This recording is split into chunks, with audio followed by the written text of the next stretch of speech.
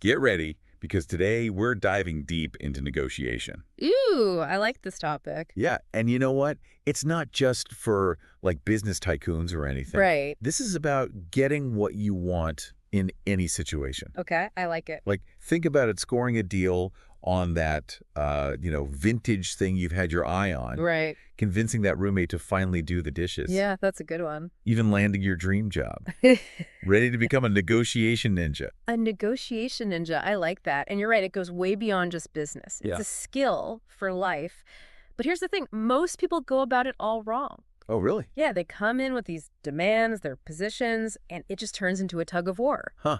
Okay. So, like, what's the secret then? How do we, escape that tug of war? It's about shifting your focus from positions to interests. Think of it like two kids fighting over an orange. Okay. Both want the whole thing, classic, position-based thinking.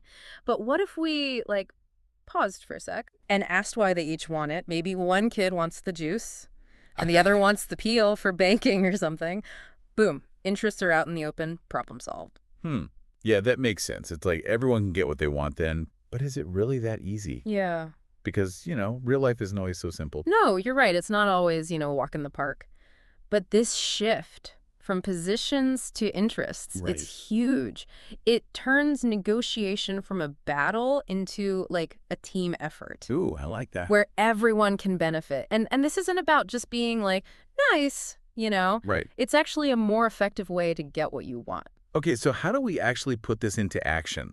Like, let's say I'm trying to get a raise from my boss. How do I even start? First, remember these magic words. Why and why not? Ooh, magic words. Okay. Yeah. Instead of just throwing out a number, Hmm. try and understand the why behind your request. Okay. Maybe you need that raise to keep up with, living costs. Or maybe you're looking for more recognition for what you do. Yeah, yeah. By actually saying your interests. Yeah. You're opening the door for a much better conversation. So it's about, digging deeper than just, give me more money. Mm-hmm. But, what if my boss is, one of those stuck in their ways types, Mm-hmm. not really open to hearing about my, feelings? That's where step 2 comes in. Distinguishing needs from wants. Okay. That first demand, that position, it might not be the actual core need. Oh, wait. And let's say you're asking for, I don't know, a 10% raise. But what you really need is feeling financially secure and valued by the company. Yeah. Maybe a smaller raise, but with a bonus, Right. Or maybe chances to grow professionally. Yeah. That might actually get to those needs better. Okay. So it's about, getting to what I really want, not just throwing out random numbers. But let's be real, negotiations can feel like, I don't know, like headbutting sometimes. Like two rams going at it. Yeah. How do we get out of that, head-to-head mindset? That's where step 3 comes in, reframing the problem. Okay. So instead of getting stuck in opposite corners, right? Uh-huh. We got to look for some common ground. Okay, imagine this, something a little closer to home. You're renting an apartment. Landlord wants to raise the rent. You obviously want to keep it the same. Classic standoff, yeah. Yeah, I've been there. Not fun. Exactly. But what if, instead of digging your heels in, you try to, reframe it? Okay. What's the landlord's deal? They probably need to cover rising costs, Yeah. property taxes, maybe maintenance, whatever. You, on the other hand, need affordable housing. Right. Could there be a way to, meet both those needs? Maybe you agree to a smaller bump in rent, but then you take on some minor repairs, Yeah. Or maybe negotiate a longer lease for a smaller increase. The key is to move away from me versus you and towards us versus the problem. That is a really interesting way to look at it. It's like turning a fight into a brainstorming session. So what's the next step in our ninja training? Step 4 is brainstorming options, but together. Okay. Building on that, team spirit we just talked about, Yeah. When people feel like they're part of the solution, they're much more likely to be on board. So it's not about me coming in with my solution to being take it or leave it. Right. It's about working together to find something that works for, everyone. Exactly. Imagine this. 2 departments in a company are fighting over, I don't know, budget stuff. Okay, yeah. Instead of clinging to their, fixed ideas, what if they got together and brainstormed? They might find a way to like pool their resources Yeah. for a project that benefits both, something I never would have seen if they were just focused on like winning their own little battle. So this step is all about like being creative and finding those win-win solutions. But how do we actually make sure those shared interests are like the driving force? That brings us to our final step. Focus on shared interests. Yep. This is like the glue that holds it all together. You know, it's about highlighting that common ground, the goals you both want. Let's take something that often feels really confrontational, a labor negotiation. Ooh, yeah, those can get tense. It can feel like a tug of war, but in the end, both sides probably agree on wanting a more productive and like harmonious workplace, right? Yeah, absolutely. That shared interest can be the foundation for finding, you know, compromises on wages, working conditions, all that potentially tricky stuff. I'm really starting to see how this like focusing on interest thing can totally change how a negotiation Yep. goes. But honestly, it's way easier said than done, you know? Yeah. Like we've all been there when things get heated, and it's so easy to fall back into that me against you trap. Oh, absolutely. It takes practice, you know. Yeah. But the more you use it, the more natural it becomes. It's like learning a new language. At first, it's all awkward and you're translating in your head, but eventually you just start thinking in that new language. That's a great analogy. So what are some like common traps we should watch out for? Oh. You know, those moments where we accidentally mess up our own negotiation. One of the biggest is assuming the other person's position is like set in stone, Right. that they're just being difficult or whatever. Remember, there are always interests under the surface. Yeah. Don't be afraid to dig a little and ask those why questions. So even if someone seems totally inflexible, there's a chance we can find some common ground if we get their, like, motivation. Exactly. What else should we, like, keep in mind? Another mistake is not sharing your own interests.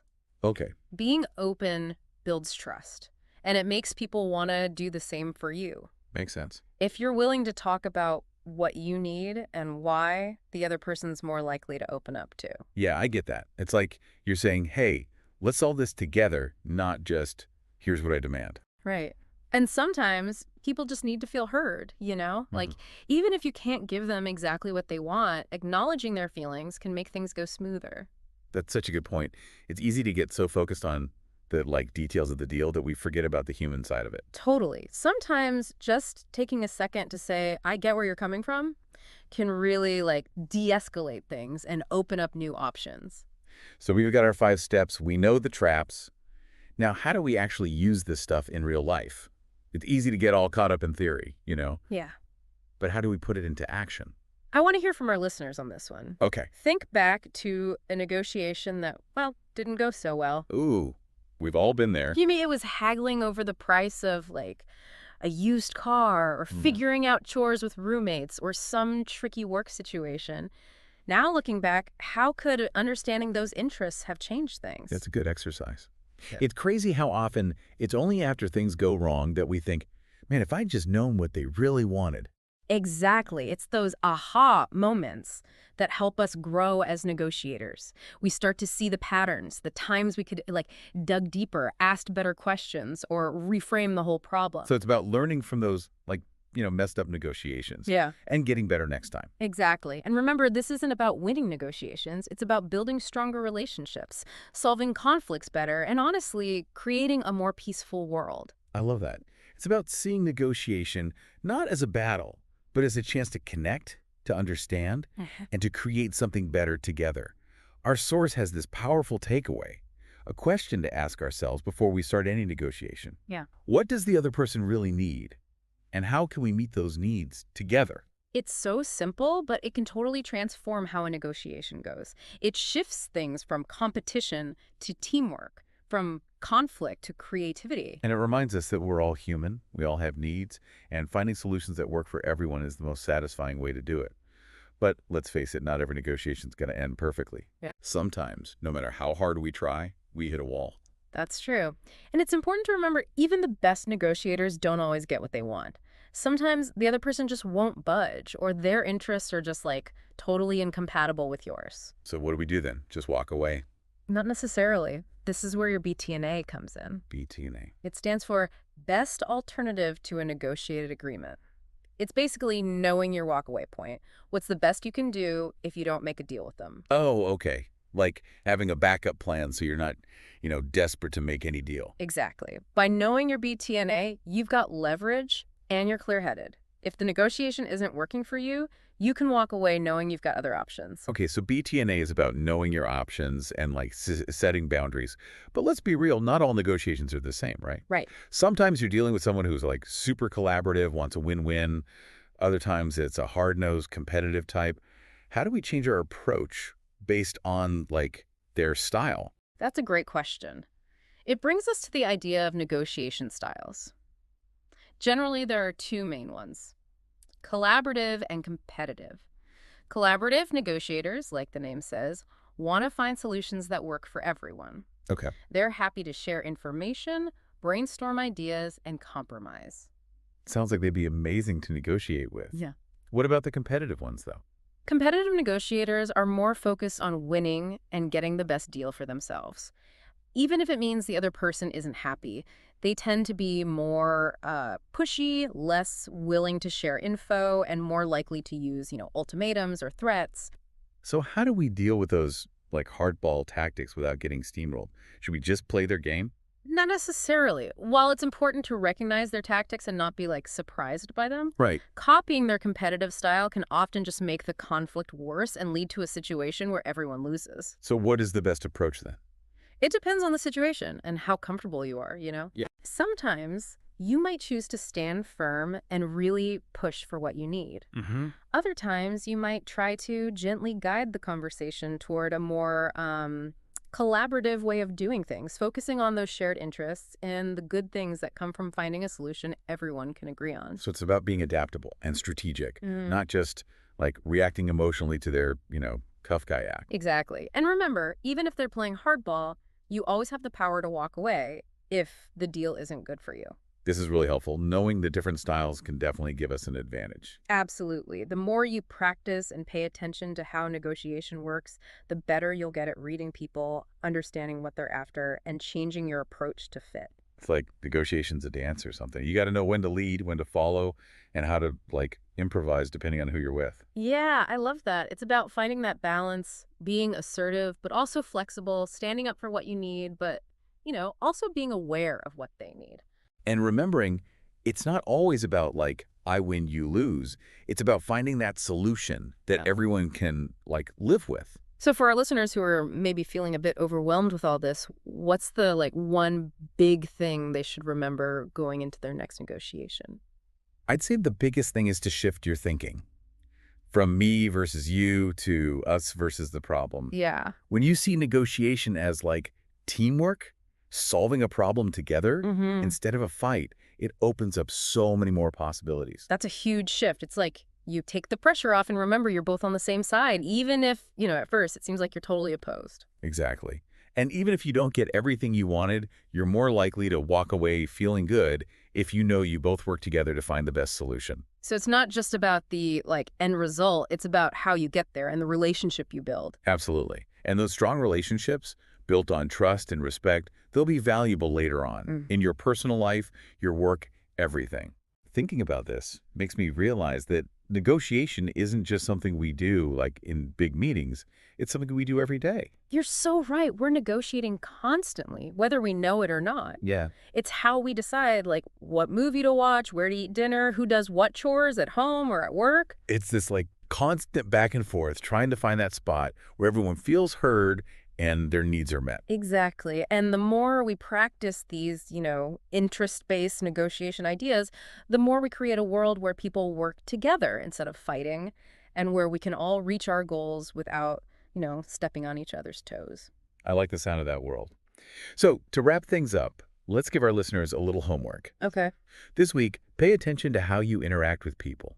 Notice those times when you're negotiating, even the little everyday stuff, and see if you can use these principles we've talked about. Ask those why questions, figure out the real interests, and see if you can find those creative solutions that work for everyone.